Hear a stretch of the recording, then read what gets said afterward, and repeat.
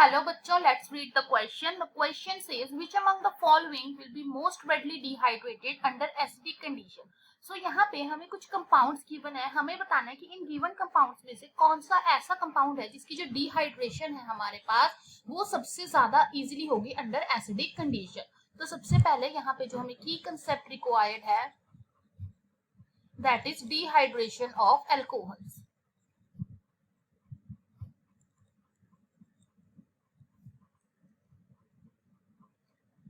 हम one by one सारी examples देखेंगे. जो ए ऑप्शन है उसमें हमारे पास कुछ इस तरह से है.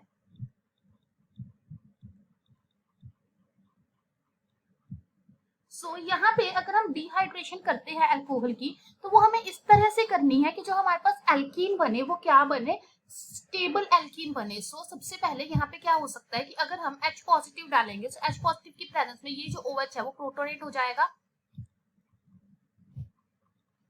और यहाँ पे आ जाएगा CH3 एंड OH. फर्दर क्या होगा कि हमारे पास जो वाटर है वो as a good living group यहाँ से लीव कर जाएगा. तो यहाँ पे हमारे पास कार्बोकेटाइन बन जाएगा और यहाँ पे CH3 एंड OH. यहाँ पे इस CH3 को स्टेबलाइज करने के लिए यहाँ पे क्या हो जाएगी, हाइड्रो H पॉजिटिव रिमूव होगा, H पॉजिटिव अपने इलेक्ट्रॉन इधर दे देगा और हमारे पास बन जाएगा OH और इधर बन जाएगी इस तरह से एल्कीन. अब क्या है फर्दर, क्योंकि हमारे पास यहाँ पे भी तो एक OH है, ये OH भी प्रोटोनेट हो जाएगा. प्रोटोनेट होकर यहाँ पे भी हमारे पास कार्बोकेटाइन बन सकता है. मैं सीधा यहाँ पे कार्बोकेटाइन की फॉर्मेशन दिखा रही हूँ. अब ये कार्बोकेटाइन क्या कर सकते हैं, यहाँ से हमारे पास हाइड्रोजन इधर जाएगा क्योंकि अल्फा कार्बन पे हाइड्रोजन अवेलेबल है. तो हमारे पास जो एल्कीन बन जाएगी वो कुछ इस तरह की बन जाएगी. ठीक है. ये हमने फर्स्ट रिएक्टेंट में देखा हमारे पास प्रोडक्ट क्या बना है. Let us see in second. अब सेकंड का सबसे पहले हम बना लेते हैं. तो वो क्या है हमारे पास, यहाँ पे NO2 है, यहाँ पे OH था और यहाँ पे OH था. इसमें हम क्या करेंगे, सबसे पहले H पॉजिटिव की प्रेजेंस में ये जो OH है प्रोटोनेट हो जाएगा, हमारे पास वाटर की फॉर्म में निकल जाएगा. तो हमारे पास क्या होगा, देखो अब इस केस में दो OH है, लेटर से इसको हम A कह रहे हैं, इसको B कह रहे हैं. हम किस OH को प्रोटोनेट करेंगे, हमें इस तरह से OH को प्रोटोनेट करना है कि हमारे पास जो एल्कीन है वो स्टेबल बने.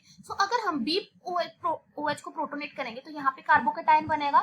इस कार्बोकेटाइन को स्टेबलाइज करने के लिए जो एल्कीन है वो हमारे पास किस तरह की बनेगी, कुछ इस तरह से. ये हमारे पास इस तरह से इसमें प्रोडक्ट बन जाएगा. अब जो थर्ड क्वेश्चन था दैट इज हमारे पास उसमें क्या है, सेम है बस, दैट इज इस पोजीशन पे NO2 है, then we have OH here. Again इसमें अगर हम H पॉजिटिव डालेंगे, प्रोटोनेट करेंगे तो मैं सीधा एल्कीन बनाऊं अगर यहाँ पे, तो जो एल्कीन बनेगी इस पोजीशन पे यहाँ से वाटर निकलेगा, प्रोटोनेट होकर कार्बोकेटाइन बनेगा. अकॉर्डिंग टू सीड्स रूल हमें ज्यादा जो एल्काइलेटेड एल्कीन है वो बनानी है. वो इस तरह से बन जाएगी.